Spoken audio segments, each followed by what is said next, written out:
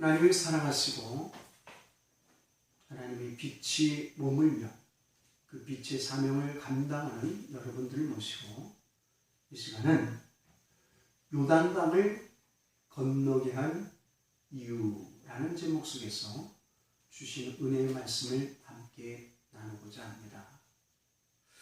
오늘 허락하고 있는 본문은 사실은 여호수아 4장 1절로부터 24절까지라고 할 수 있지요. 그러나 시간 관계상 여호수아 4장 19절로부터 25절까지의 말씀으로 주목하면서 1절로부터 18절의 말씀은 이 다가오는 말씀에 근거한 배경으로 함께 살펴보고자 합니다. 사람의 빈자리는 너무나 큽니다. 더군다나 민족적인 지도자의 빈자리는 이루 말할 수 없이 크게 다가오지요. 하나님께서는 모세를 통하여 그동안 이스라엘의 조상적부터 언약하셨던 약속의 땅 가나안을 향하여서 또 애굽의 압제 속에서 출애굽의 길을 열어 가십니다. 도중 모세가 죽자 하나님은 여호수아를 제2의 지도자로 선택하시고 그를 높이시겠다고 여호수아 1장에서도 2장에서도 3장에서도 그리고 심지어 오늘 만나고 있는 4장에서도 높이시는 것을 볼 수가 있습니다. 그래서 여호수아 4장 1절로부터 18절까지의 말씀 속에서 강조되어지는 단어가 있다면 바로 우리 1절 말씀 보시죠. 4장 1절 말씀 시작.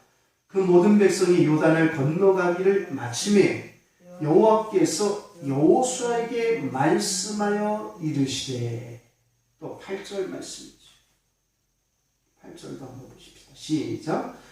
이스라엘 자손이 여호수아가 명령한 대로 행하되 여호와께서 여호수아에게 이르신 대로 이스라엘 자손들의 지파의 수를 따라 요단 가운데서 돌 12를 택하여 자기들이 유숙할 곳으로 가져다가 거기에 두었더라. 아멘. 또 3절 말씀도 주목해보죠. 3절 시작. 그들에게 명령하여 이르기를 요단 가운데 제사장들의 발이 굳게 선 그곳에 돌 12를 택하여 그것을 가져다가 오늘 밤 너희가 유숙할 그곳에 두게 하라 하시니라. 아멘. 무슨 얘기냐? 하나님께서 여호수아에게 전에는 여호와께서 모세에게 말씀하여 이르시되 이것이 신명기와 민수기의 주된 모세를 향한 주제적인 모습이었다면 지도자를 향한 하나님의 나타나심과 반응이었다면 여호수아에서는 바로 그 자리, 모세가 머무던 자리, 여호와께서 여호수아에게 말씀하여 이르시되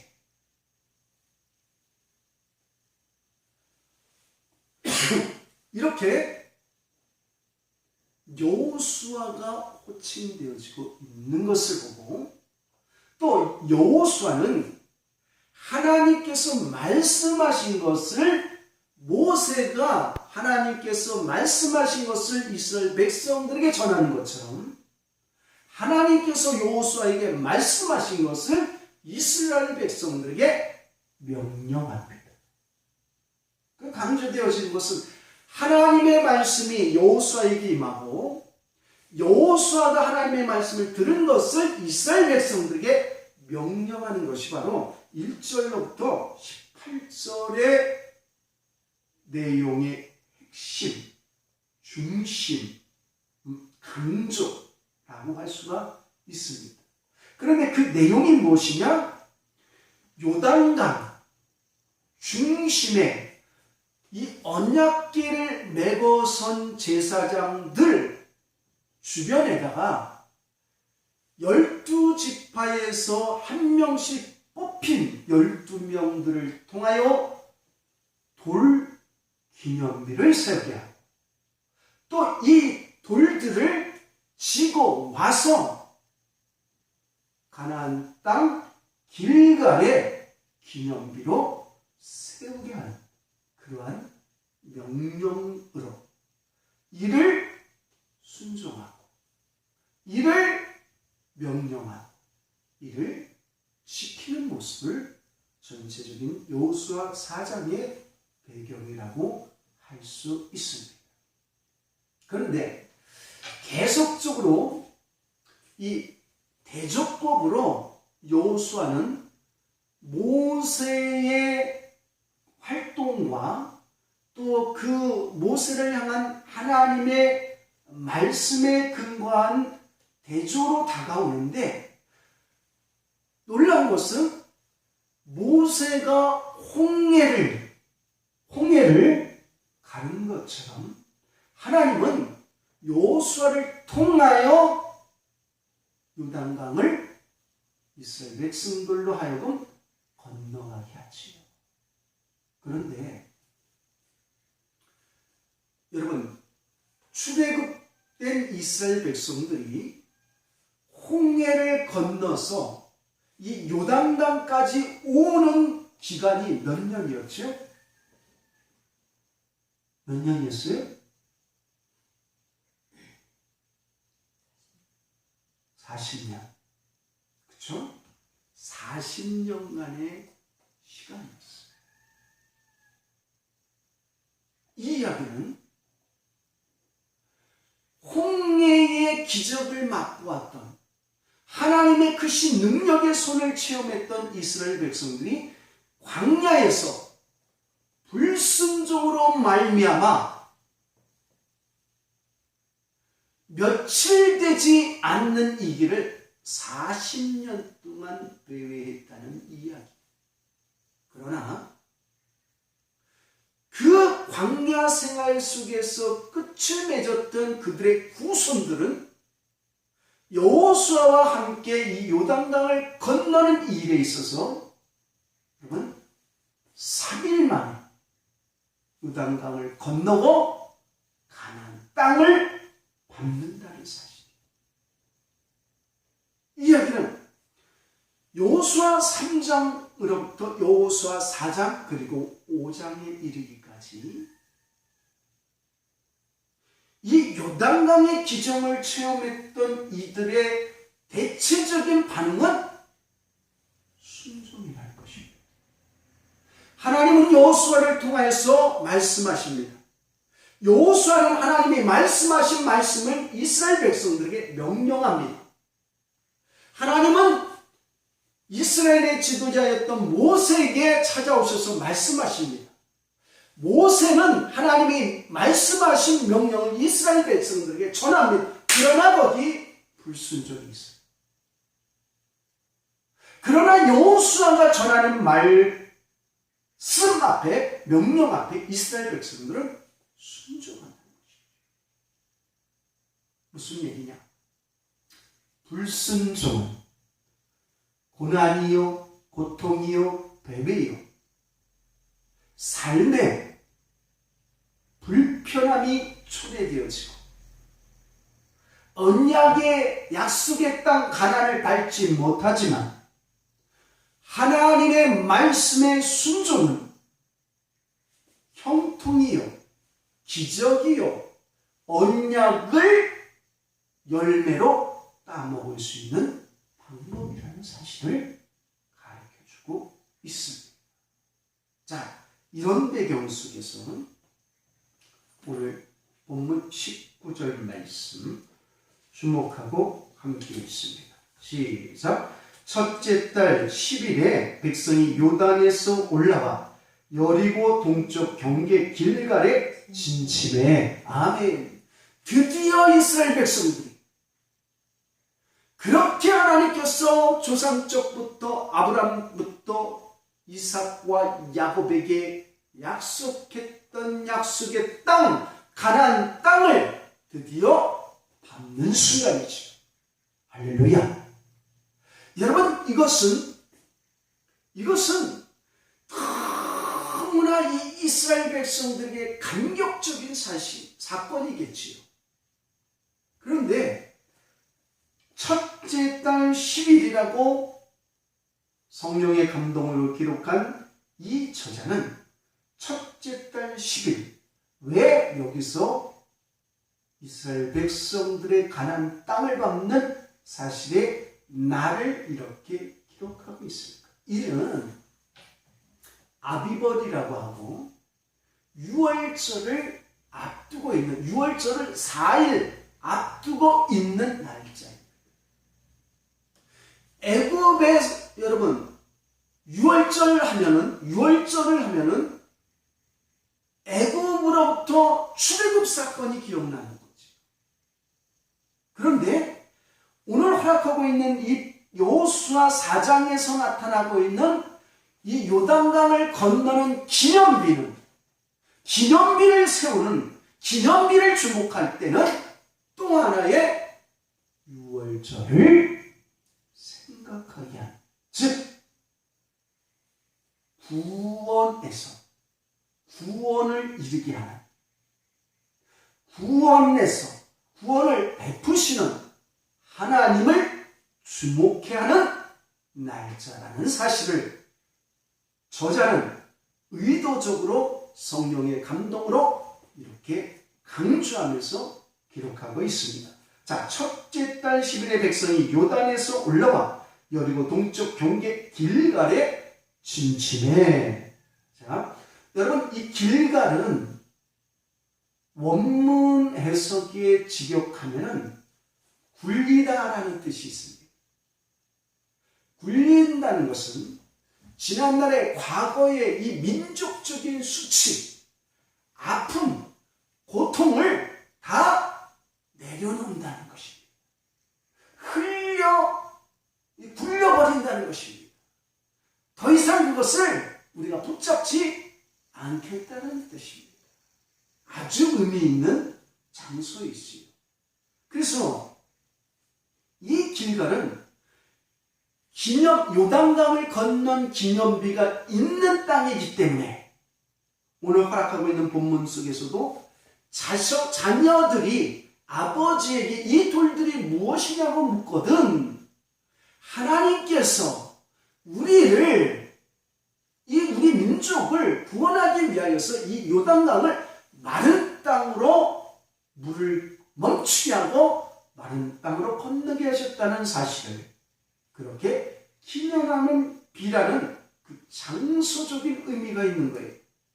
그런데 안타까운 것은 이 길갈이 참으로 나중에 이스라엘 백성들의 역사를 통해서 보면 참으로 수치스럽고 음란하고 우상 숭배적인, 그리고 하나님께서 거부하는 장소로 이렇게 등장하게 되는데 안타까운 사실이죠. 20절 말씀 주목하고 있습니다. 시작. 여호수아가 요단에서 가져온 그 12돌을 길갈에 세우고. 다시 말씀드립니다. 여호수아가 요단에서 가져온 그 12돌, 그 장소는 어디였습니까? 요단강 중심에 언약궤를 맨 제사장들이 서 있던 그곳에서 취한 돌들이라는 사실이지. 그래서 우리는 지난주에 맨 앞에 언약궤를 맸던 제사장들이, 레위 지파 제사장들이 이 요단강이 범람할 때에 발을 탁 디디는 순간에 요단 강물이 멈춰버렸습니다. 흐르는 물이 멈췄습니다. 더 이상 흐르지 않습니다. 또 이 하나님께서는 이 자연적인 놀라운 기적을 베푸사 이 땅을 메마르게 했죠. 그런데 그렇게 나가던 제사장들이 요단강 중심에 서서 두 지파만이 먼저 요단강을 건너 가나안 땅에 입성하고 나머지 모든 지파들이 이렇게 이 요단강을 건너 가나안 땅에 도착했을 때 그때 12지파에서 한 명씩 대표로 뽑아 제사장들이 머무는 그 장소에 가서 돌들을 취하여 거기에서 기념비를 세우고 또 길갈에 세우라고 명령합니다. 여러분, 이 이야기는 모든 기적의 중심은 말씀에 기초한다는 것이죠. 언약궤는 하나님의 임재를 상징한다는 것이죠. 모든 기적의 중심은 하나님이라는 사실을 주목해야 된다라고 지난 주일도 강조한 바 있습니다. 이처럼 오늘 만나고 있는 19절로부터 24절에서도 이 기적의 주인은 여호수아도 아니고 제사장도 아니고 이스라엘 백성도 아니고 하나님이라는 사실, 우리에게 성령의 감동으로 기록한 여호수아의 저자는 그렇게 우리에게 강조하면서 다가오고 있다는 사실을 잊어서는 안 돼. 21절 시작. 이스라엘 자손들에게 말하여 이르되 후일에 너희의 자손들이 그들의 아버지에게 묻기를 이 돌들은 무슨 뜻이니까 하거든. 여러분, 이 이야기, 그리고 또 이제 22절 함께 있습니다. 시작. 너희는 너희의 자손들에게 알게 하여 이르기를 이스라엘이 마른 땅을 밟고 이 요단을 건넜음이라. 아멘. 요단강을 마른 땅으로 건넌 사건은 단순히 그 세대에 그치는 것이 아닙니다. 이 요단강을 건너게 하신 하나님의 능력의 손은 단순히 저희들만 기억하고 저희들만 그 하나님을 찬양하고 그분을 경외하라는 것이 아닙니다. 그 하나님은 그들의 자손들에게까지도 이런 하나님 되어지는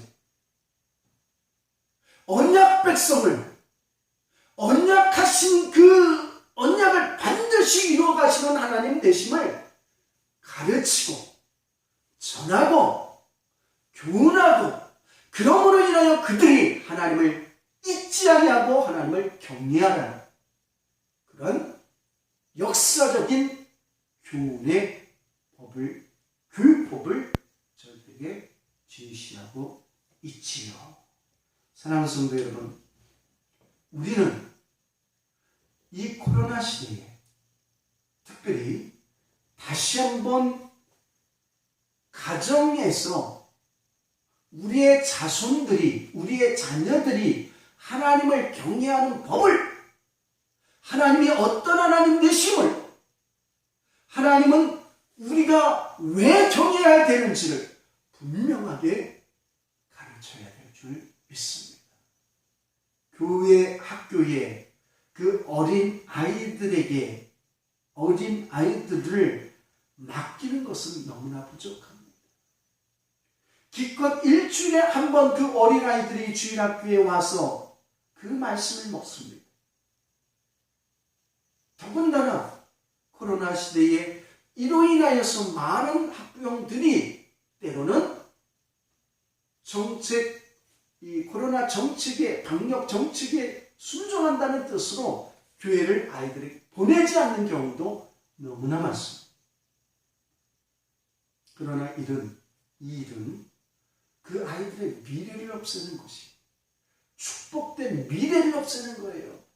죽음의 길을 이야기하는 거예요. 사망의 길로 이끌게 하는 거예요. 여러분, 반드시 여러분의 자녀들, 가정에서 하나님의 말씀을 가르치고 하나님이 하나님 되심을 분명하게 전해 줄 수 있는 참 거룩한 영적인 제사장들, 바로 우리 성도들이, 즉 부모들이 되시기를 주의 이름으로 부탁을 드립니다. 자, 그러면서 23절 시작.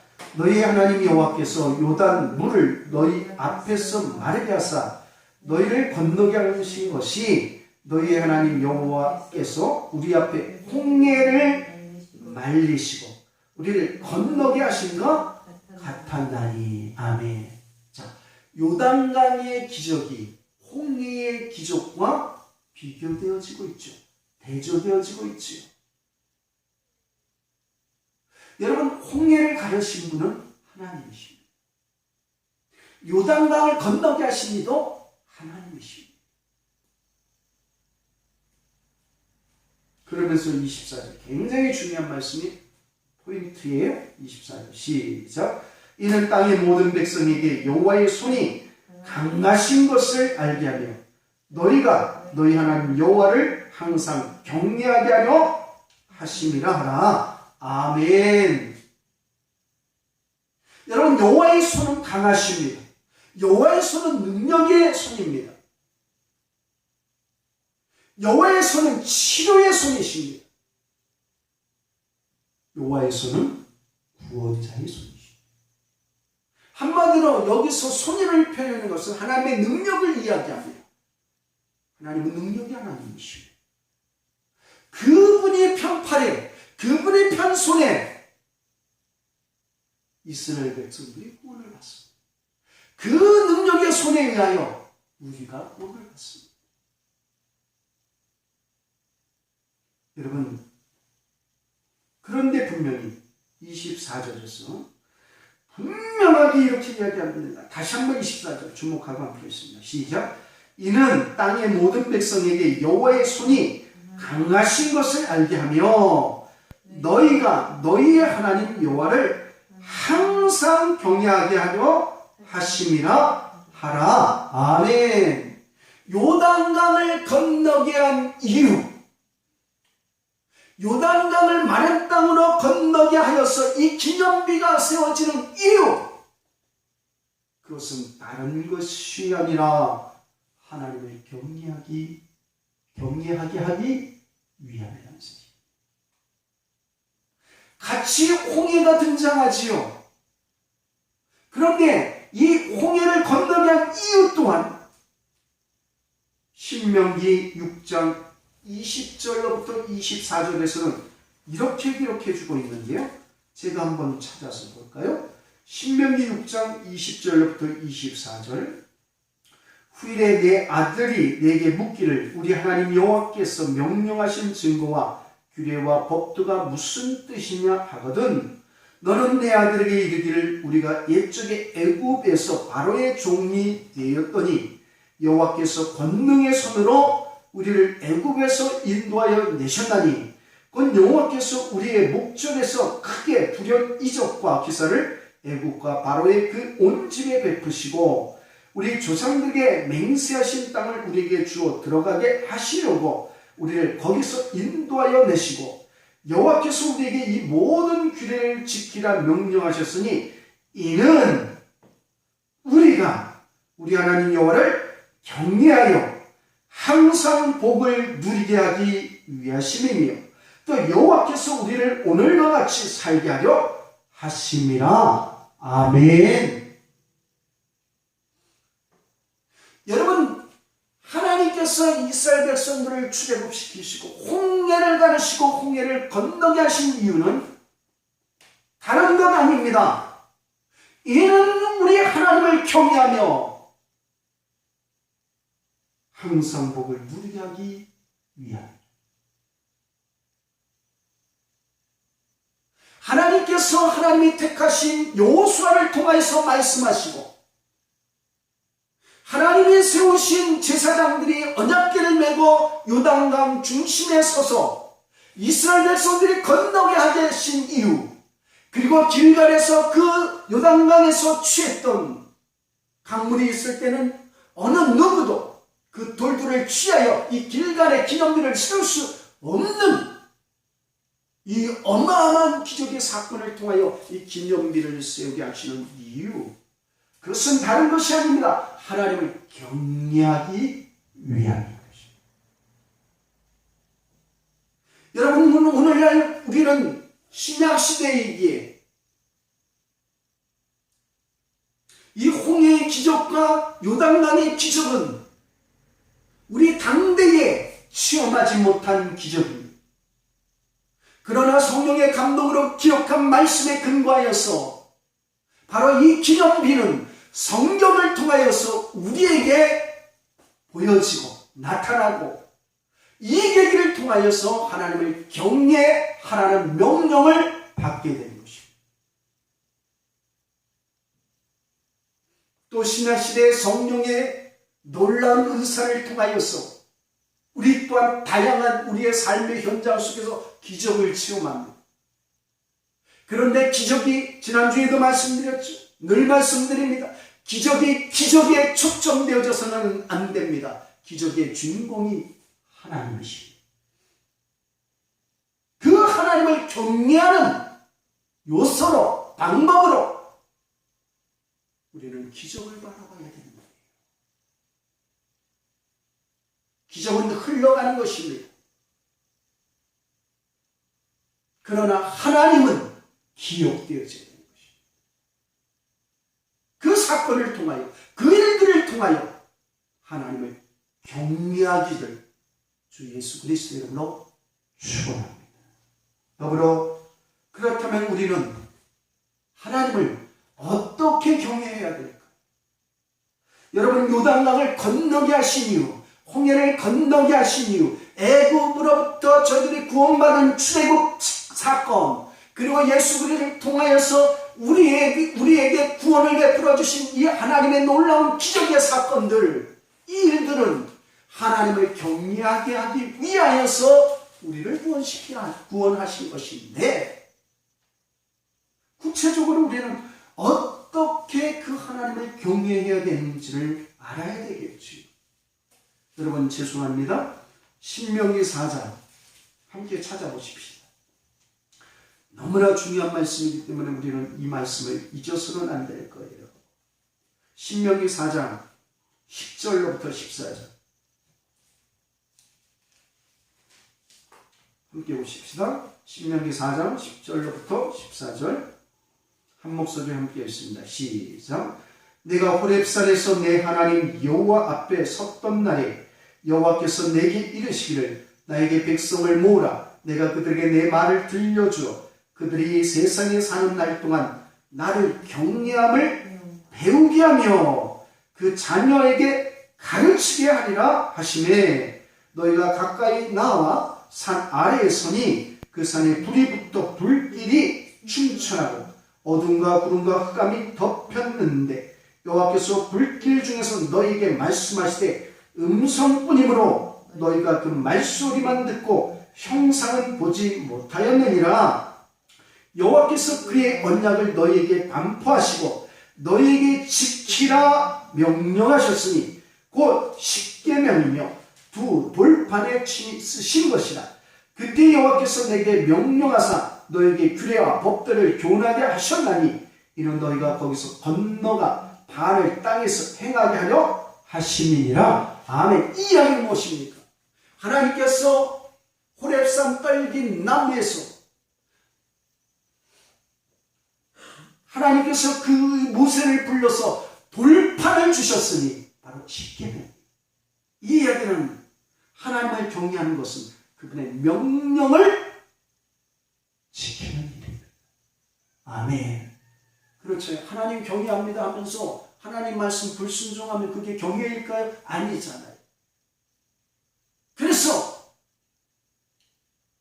여러분, 이 요단강의 마른 땅으로 건너게 되어진 이유, 하나님을 경외하는 일. 그래서 이 요단강을 건너서 긴 12돌의 기념비를 세우면서 그 후손들에게 교육시켜야 된다고 여호수아를 통해서 말씀하시는데, 그 이유는 하나님을 경외하기 위함입니다. 그런데 이 이스라엘 백성들이 이 요단강을 건너게 된 어떤 아주 중요한 사건, 바로 이스라엘 백성들의 말씀에 대한, 명령에 대한 순종. 말씀은 순종이 뒤따라야 말씀입니다. 기적은 순종이 뒤따르는 자에게 주시는 것입니다. 요단강의 체험은 말씀에 순종하는 자에게 주어지는 것입니다. 12돌의 기념비를 세울 수 있는 방법은 말씀에 순종할 때에 나타납니다. 그것이 경외예요. 또 신명기 31장 11절로부터 13절 말씀 한번 보십시다. 신명기 31장 11절로부터 13절. 어떻게 경외해야 하는 방법이 나올까요? 시작. 온 이스라엘이 내 하나님 여호와 그가 택하신 곳에 모일 때에 이 율법을 낭독하여 온 이스라엘에게 듣게 할지니 그 백성의 남녀와 어린아이와 내 성 안에서 거류하는 타국인을 모으고 그들에게 듣고 배우고 내 하나님 여호와를 경외하며 이 율법의 모든 말씀을 지켜 행하게 하고 또 너희가 요단을 건너가서 차지할 땅에 거주할 동안에 이 말씀을 알지 못하는 그들의 자녀들에게 듣고 내 하나님 여호와 경외하기를 배우게 할지니라. 아멘. 하나님을 경외하는 사건은, 하나님을 경외하는 일은 우리뿐만 아니라 주변의 사람들, 우리의 자손들에게도 가르치는 것입니다. 아멘. 여러분, 하나님을 경외한다는 것은 하나님을 경외하여 항상 복을 누리게 하기 위함이라고 성경 말씀합니다. 경외는 여러분뿐만 아니라 여러분의 자녀들이 잘 되는 일이에요. 경외는, 하나님을 경외하는 일은 여러분뿐만 아니라 여러분의 후손들이 항상 복을 누리게 하는 일이에요. 아멘. 이 축복을 여러분 당대에서 끝이지 마시고 후손들에게까지도 이어줄 수 있기를 주의 이름으로 축원합니다. 또 전도서 12장 그 말씀만 찾고 함께 나누면서 전도서 12장 13절로부터 14절 함께 읽습니다. 시작. 이래 결국을 다 들었으니 하나님을 경외하고 그의 명령들을 지킬지어다. 이것이 모든 사람의 본분이니라. 하나님은 모든 행위와 모든 은밀한 일을 선악간에 심판하시리라. 아멘. 하나님은 심판의 하나님이시고 하나님은 축복의 하나님이십니다. 그런데 그 심판과 그 축복은 바로 하나님을 경외하되 그 말씀에 순종하느냐 아느냐 알아서 경외요 심판이라는 사실로 다가온다는 사실을 기억하세요. 여러분, 하나님을 경외하며 나갔을 때 말씀에 순종하여 이 요단강의 기적과 요단강의 12돌의 기념비를 여러분의 삶 속에서도 세워나가시기를 주 예수 그리스도의 이름으로 축원합니다. 기도하겠습니다.